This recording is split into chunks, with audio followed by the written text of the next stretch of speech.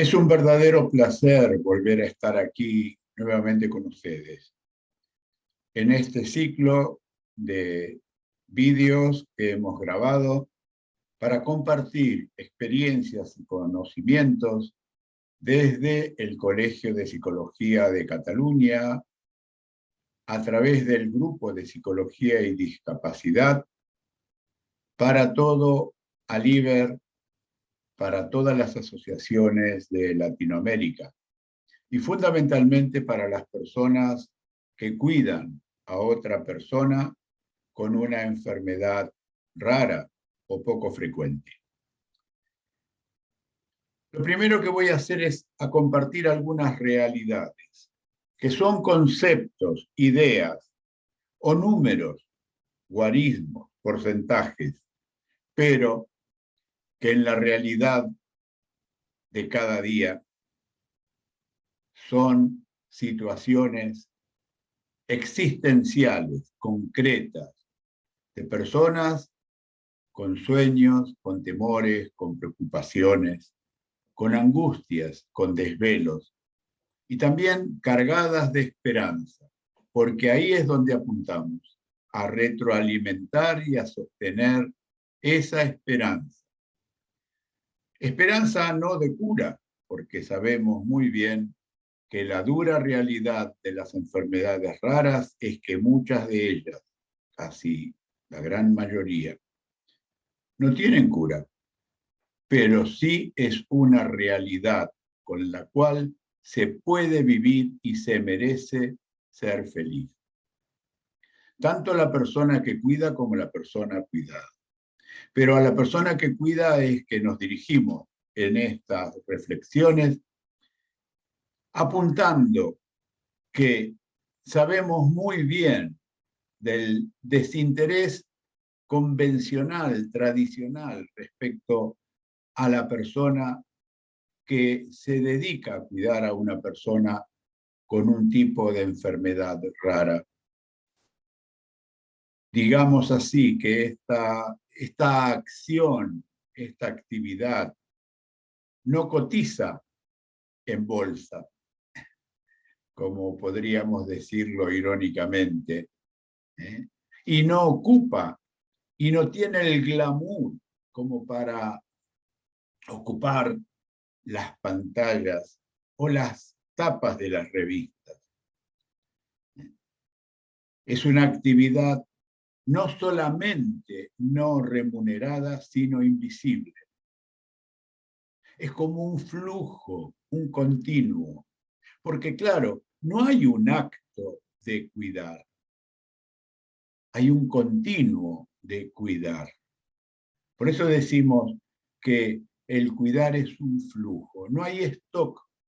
Tú no puedes, cuanto se quisiera, ¿no?, acumular cuidado para con la persona con enfermedad rara a la cual te dedicas, acumular, acopiar, hacer stock. No.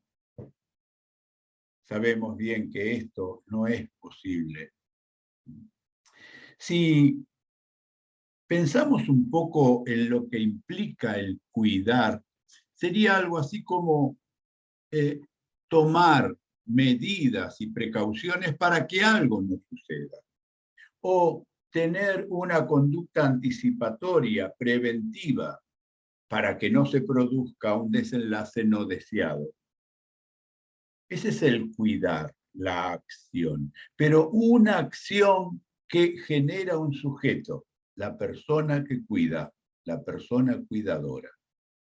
Sujeto que es, en este caso, en estos vídeos que estamos volviendo a colgar y a ofrecer como medio de reflexión, sujeto que es el eje de esta intervención y de las próximas que vendrán, pero que a su vez es un sujeto no bien valorado, porque es invisible, como decíamos.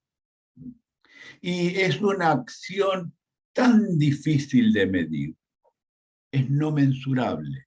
¿Cómo se pondera? ¿Cómo se valora la acción de cuidar? ¿Cuál es el parámetro? Sabemos muy bien lo que es una persona descuidada, que está abandonada, que nadie se ocupa de él o de ella. Eso lo tenemos claro. Pero ¿y la persona cuidada? ¿Cuánto supone de dedicación? ¿Cuánto supone de pasión? ¿Cuánto supone de sabiduría, de técnica, de recursos, de abordajes estratégicos? Hay algo que también sobre lo cual quisiera que nos fijemos la atención y es la incidencia que tiene la tarea de la persona cuidadora en el PIB, el Producto Interior Bruto de un país. Es decir, de cómo genera riqueza, no medida, no valorada, no reconocida, no recompensada, pero fundamental, sin la cual un país quebraría su tejido social, entraría en colapso. Sí, parece catastrófico esta conclusión que saco y presento, pero ¿acaso no es real? ¿Acaso nuestros políticos, los de cada país, las organizaciones gubernamentales, tienen en cuenta esta incidencia? Lamentablemente sabemos que en la gran mayoría de los casos no es así, no lo tienen en cuenta. Paradójicamente también vemos que esta actividad es una actividad emergente. Cada vez más en los distintos países aparecen empresas que se dedican a ofrecer este servicio del cuidar. Después esto le pondremos números. Y claro, toda esta realidad la tenemos que contextualizar en esta realidad que nos genera la incidencia, la presencia del virus, del bendito, maldito virus, que desde hace 2 años nos ha puesto todo patas para arriba, como vulgarmente se dice. Y más aún en el caso de las enfermedades raras, con todo lo que eso ha implicado en estos 2 años de pandemia. Y ahora le pondremos porcentajes. Fíjense, ¿qué realidad nos está mostrando que el 81% de las personas que cuidan sean mujeres y solo el 19% hombres? Ya nos está dando una nota y una característica que después pondremos en interrogante y enjuiciaremos y nos preguntaremos sobre estos guarismos. Fíjense, una de cada tres personas requiere por lo menos 6 horas de apoyo y o asistencia. Es muy, muy importante esto. Esto quiere decir de que en las 12, 16 horas que una persona está en activo, por lo menos 6 horas las dedica a dar y suministrar cuidados y apoyos cuando hay una persona con una enfermedad rara. Por otro lado, el 53% de apoyos se dan referidos o para paliar las necesidades de la vida cotidiana de una persona con enfermedad rara. Y el 43% y el 41% se le dedica a asistencia en el desplazamiento y en la movilidad.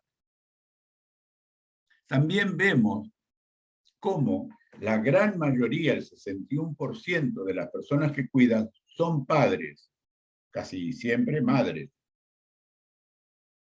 mientras que el 30% de personas cuidadoras tienen un vínculo de relación de pareja con la persona cuidada. Y solo el 11% son hijos que cuidan a sus progenitores. El hecho de que el 61% refieran que son padres nos está hablando de un determinado colectivo de personas con enfermedades raras de edades tempranas. Y esto ya también nos indica y nos plantea una realidad ante la cual tendremos que aportar ideas, conceptualización. Fíjense esto que comentaba recién de la alta incidencia y el aumento de empresas y empleo abocado a brindar el servicio de cuidado, pero ya desde un abordaje remunerado. Este es un dato que corresponde a España y no a América Latina, porque solamente encontré de dos países, y entonces se me iba a descuadrar mucho este abordaje con los porcentajes. Este es un dato de España que entre el 5 y el 10% de empresas nuevas indica el crecimiento, que es empresas abocadas a dar servicios de cuidado. Y por fin, esto que decíamos del contexto de la pandemia, 9 de cada 10 personas durante la pandemia ha tenido carencia, falta, ausencia o postergación de terapias y tratamientos. Es decir, un fisioterapeuta que trabaja con una persona que tiene una movilidad reducida por su enfermedad, no ha podido asistirle a esa persona, con todo lo que esto conlleva de falta de estimulación al aparato muscular de esa persona, de el tedio que significa no tener ese input de un profesional que está trabajando con él y que le dice, hola, ¿qué tal? Afuera está el sol muy lindo, o está nublado, o hoy lo que pasó en el partido de fútbol de ayer, de vínculos que no solamente son intervenciones o tratamientos. Esta es una realidad. Y también acompañamos a esta realidad una serie de reflexiones. La primera reflexión que se me ocurre ofreceros es esta. Sabemos muy bien que hay personas a las cuales parece que se les da con toda naturalidad el arte de cuidar. Y digo arte porque es la conjunción no solamente de una pasión, de un interés, de una actitud, sino hay una técnica determinada. El cuidar supone, por un lado, un compromiso emocional, pero fundamentalmente una acción, un tipo de abordaje, una intervención física que, según los casos, según la problemática, según las consecuencias de la enfermedad poco frecuente o rara en una persona, producirá o requerirá algún tipo de abordaje muy específico. Por eso digo el arte de cuidar. Y claro, podemos afirmar que si bien hay personas que tienen esa natural inclinación a servir, todos podemos hacerlo. Esto es un primer apunte que quiero dejar claro, como para que sirva de telón de fondo a todas las otras reflexiones que hagamos, o como una manera de señalar que no es un atributo, una exclusiva asignación a determinadas personas. Porque, como bien nos recuerda la Madre Teresa de Calcuta, y no solamente lo recordó de palabra, para nada, sino con su vida, con sus hechos. Que el que no vive para servir, no sirve para vivir. Es decir, cuidar se puede aprender. Cuidador se hace. Claro, hay circunstancias, maldita la hora en que aparece esa enfermedad, adquirida, sobrevenida, o que ya es congénita. Y a un padre, a una madre, a un esposo, a una esposa, a un hermano, le ha puesto ante el tener que asumir esa situación. Pero la actitud es una decisión. Y las técnicas, la habilidad para, se adquiere. Y la otra reflexión tiene que ver con esta palabra. Esta palabra que lo que indica es que las circunstancias, la genética, aquello que decimos como que te cae desde algún lugar, y no digo de arriba porque no vienen de arriba con mayúscula, estas circunstancias. No las manda nadie para que tú seas mejor, no. Es la naturaleza en sus procesos que generan enfermedades, generan alteraciones genéticas y producen estas enfermedades. Ante ellas, solo lo que cabe es eso, aceptación. Porque la aceptación es lo que hace que te puedas transformar, tal como nos lo dice Carl Rogers. Carl Rogers, el psicólogo de la aceptación. Él acuñó el concepto de aceptación incondicional, aceptar sin condiciones. Carl Rogers también es el padre de aquella frase que habrás escuchado muchas veces, inclusive la habrás usado en determinadas circunstancias muy específicas en las cuales venía como anillo al dedo esta expresión. Para entender al otro hay que calzar sus zapatos. Este es Carl Rogers. Y por eso él nos dice, lo que niega, lo que no reconoces, lo que no aceptas, te somete. ¿Qué es lo que te libera? La aceptación, ante la cual te puedes transformar, porque hay situaciones que tú no puedes manejar.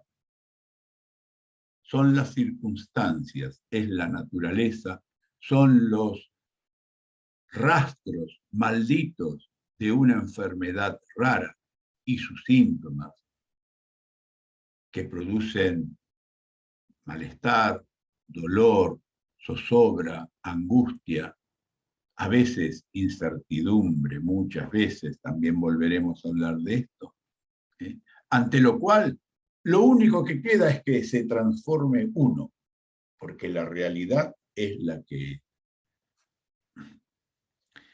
Otra reflexión respecto a distorsiones, es decir, aquí hablamos de maneras de entender lo que es el arte de cuidar y distorsiones que tienen que ver con errores, con prejuicios, con clichés sociales, pautas sociales, malas pautas sociales, en el sentido de que casi siempre tienen una carga negativa para algún colectivo.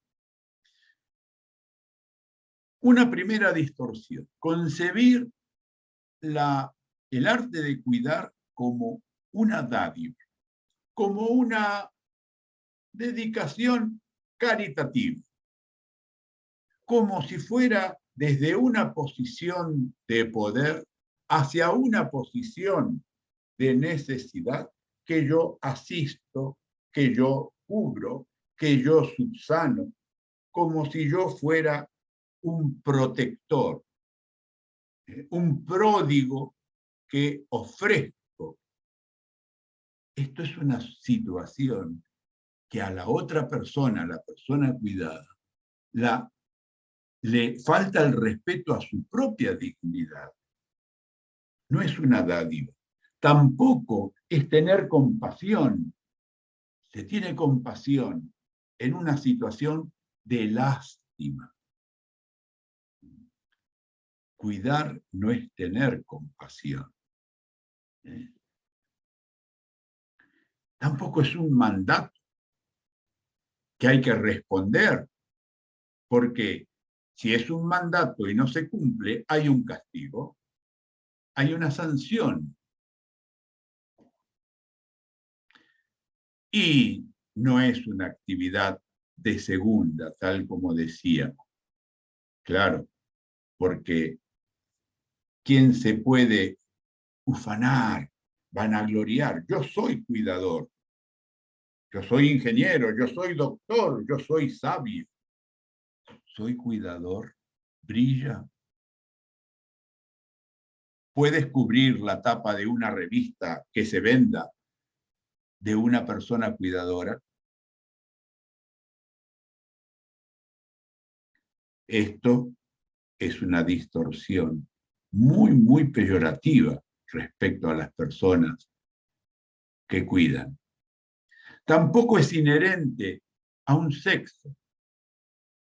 Veíamos que el 81% de las personas que cuidan son mujeres y solo el 19% son hombres.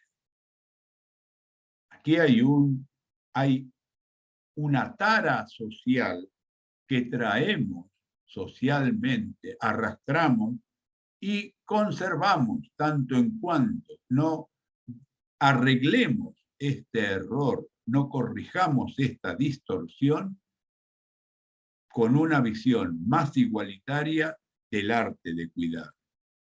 Y tampoco es una actividad que ha de ser un full time, un 24 por 365 días del año. Aunque sabemos, si le damos la palabra y aquí estuviéramos haciendo esta charla de una manera presencial, sin duda, y le diésemos la palabra a las personas cuidadoras, que ellas sí saben de que no hay descanso, porque después hablaremos de lo que es la ocupación y la preocupación.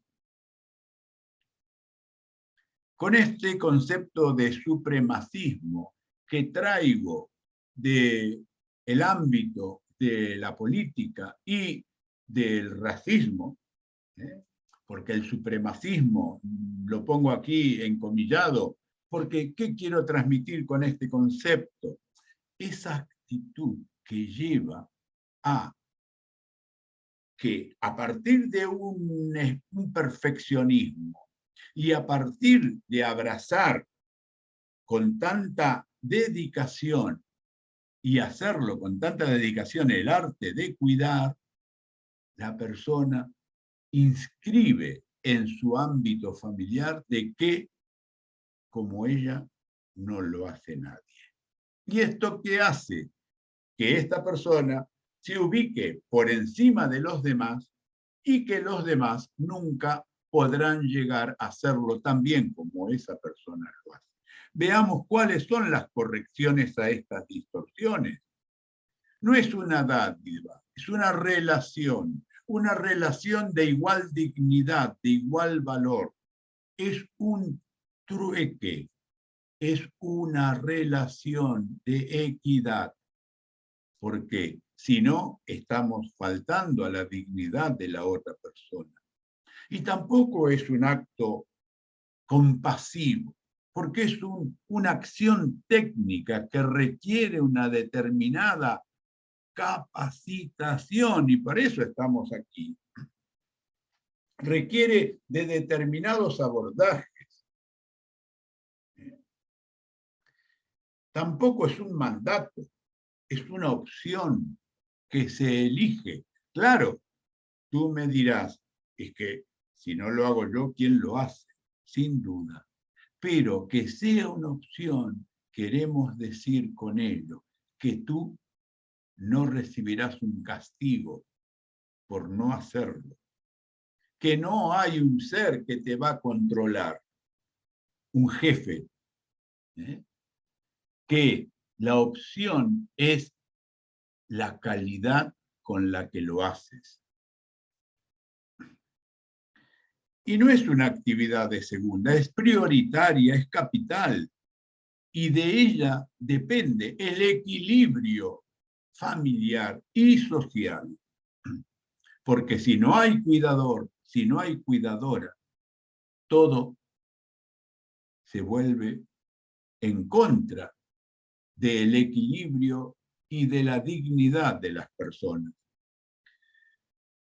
Y no es inherente de un sexo, asegura y posibilita el equilibrio y la sostenibilidad humana. Y por otro lado, a esta distorsión de que tiene que ser un continuo 365 días del año, le oponemos la necesidad de respiros, de tiempos no físicos para poder desconectarse de la persona cuidada y en contra del supremacismo, el dar lugar y la participación, porque es una responsabilidad compartida.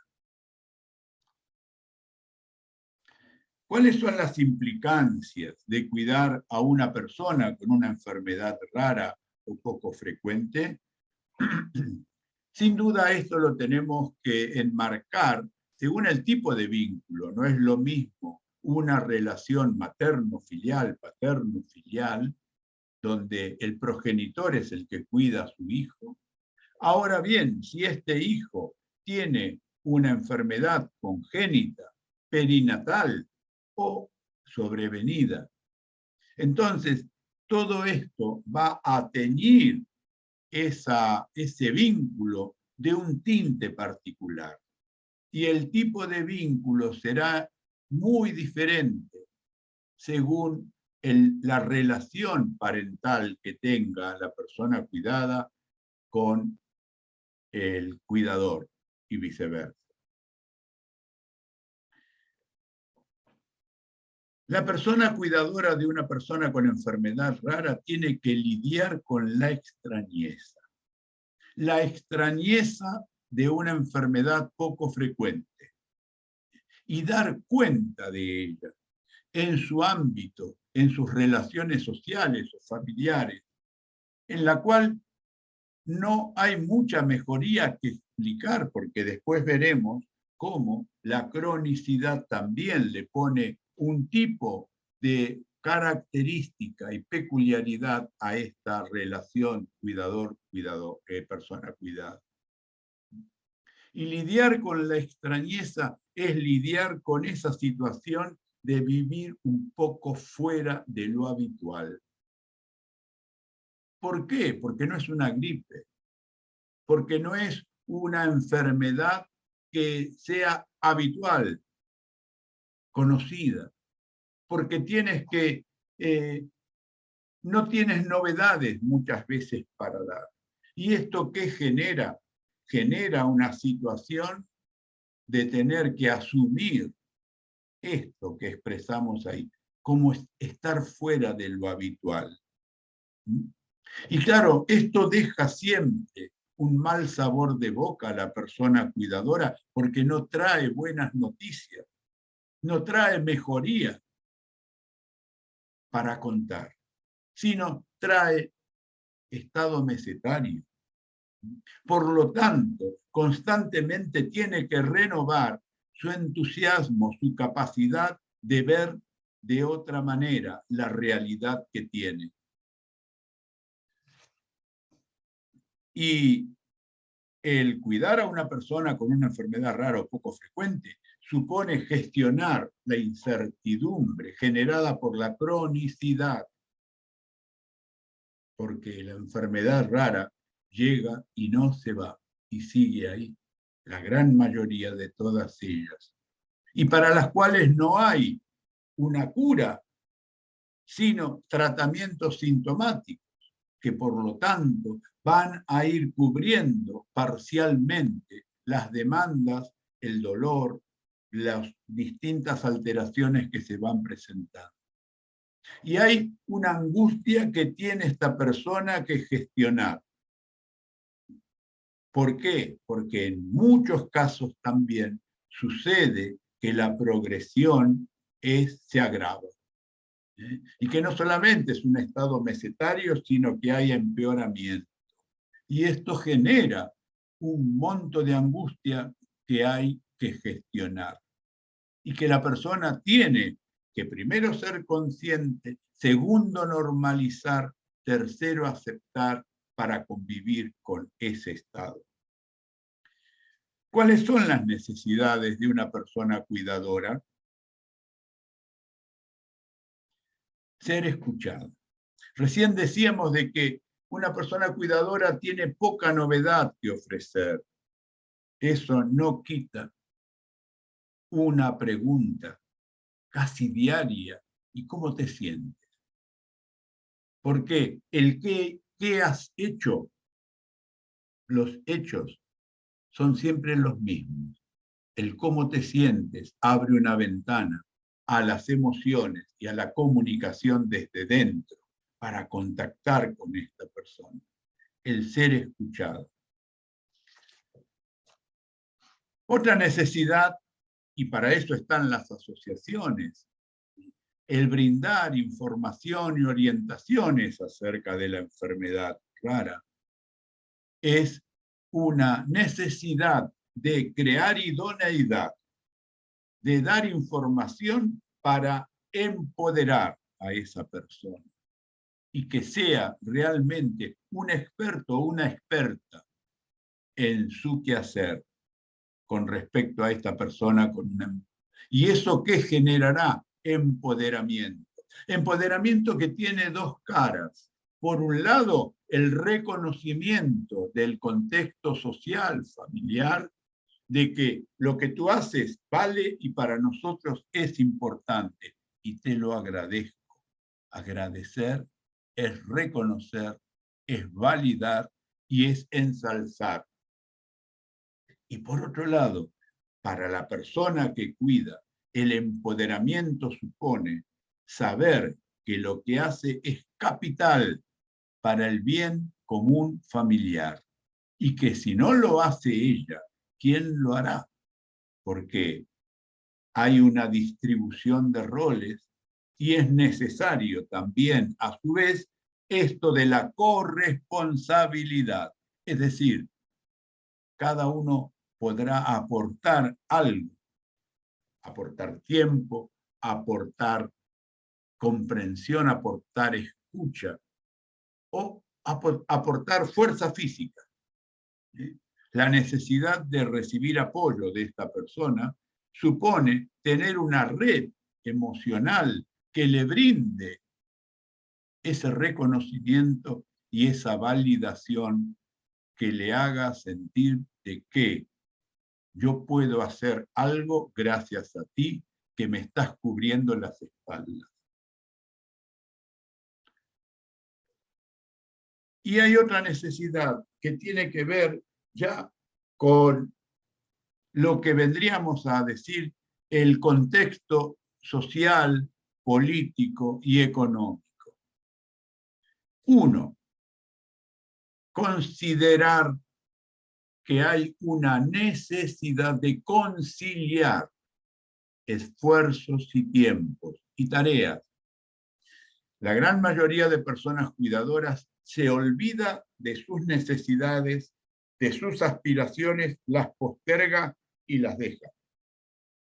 La conciliación supone obtener y recibir soportes y apoyos para poder dedicarse alternativamente a otras actividades y no solamente ser un full-time o una full-time cuidador o cuidadora.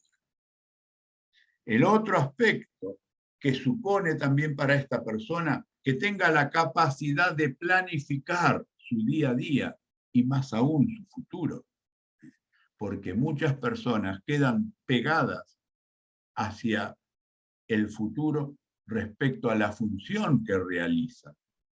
Y por fin también, y para esto sirven las asociaciones de pacientes, incidir en el ámbito social y político a través de campañas de dar visibilidad para que se generen y se gestionen políticas públicas que consideren y reconozcan la función de la persona que cuida.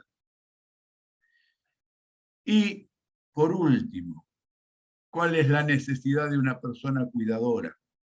Recargar pilas.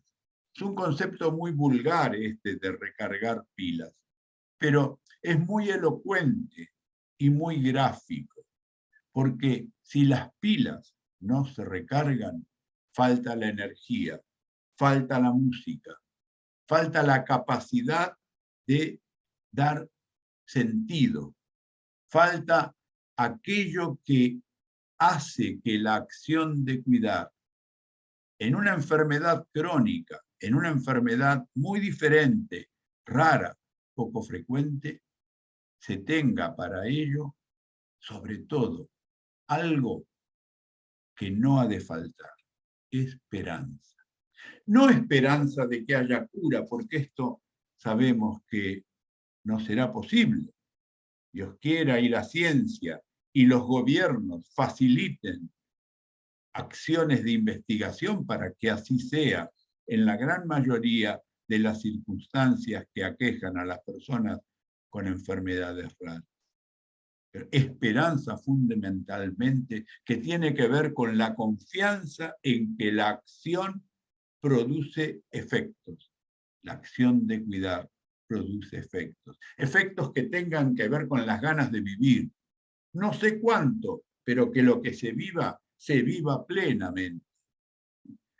Esperanza que tenga que ver con la alegría de compartir tiempos, esfuerzos, de sobrellevar adversidades. Y para esto yo les ofrezco como cierre de este pequeño espacio unas reflexiones poéticas que nos deja, después sabremos quién es, un poeta de nuestra querida América Latina. Y les voy a invitar a que lo lean conmigo y sobre todo que sientan la fuerza de esas palabras.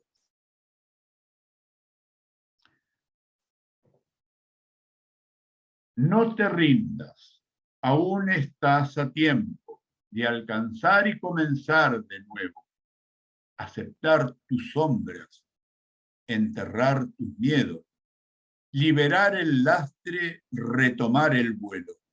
No te rindas, que la vida es eso, continuar el viaje, perseguir tus sueños, destrabar el tiempo, correr los escombros y destapar el cielo. No te rindas, por favor no cedas, aunque el frío queme, aunque el miedo muerda, aunque el sol se esconda y se calle el viento. Aún hay fuego en tu alma, aún hay vida en tus sueños, porque la vida es tuya y tuyo también el deseo, porque lo has querido y porque te quiero, porque existe el vino y el amor, es cierto, porque no hay herida que no cure el tiempo. Abrir las puertas, quitar los cerrojos, abandonar las murallas que te protegieron, vivir la vida y aceptar el reto, recuperar la risa, ensayar un canto, bajar la guardia y extender las manos, desplegar las alas e intentar de nuevo, celebrar la vida y retomar los cielos. No te rindas, por favor, no cedas, aunque el frío queme, aunque el miedo muerda, aunque el sol se ponga y se calle el viento. Aún hay fuego en tu alma, aún hay vida en tu sueño, porque cada día es un comienzo nuevo, porque esta es la hora y el mejor momento, porque no estás sola, porque yo te quiero. Mario Benedetti. Gracias, Benedetti. Y gracias a todos ustedes por estar aquí, por ofrecernos esta posibilidad de dar y de poner un simple granito de arena, que es un tiempo y unas ideas para refrescar, para recargar tus pilas. Te deseo esperanzas y que no te rindas, porque tú lo vales. Muchas gracias.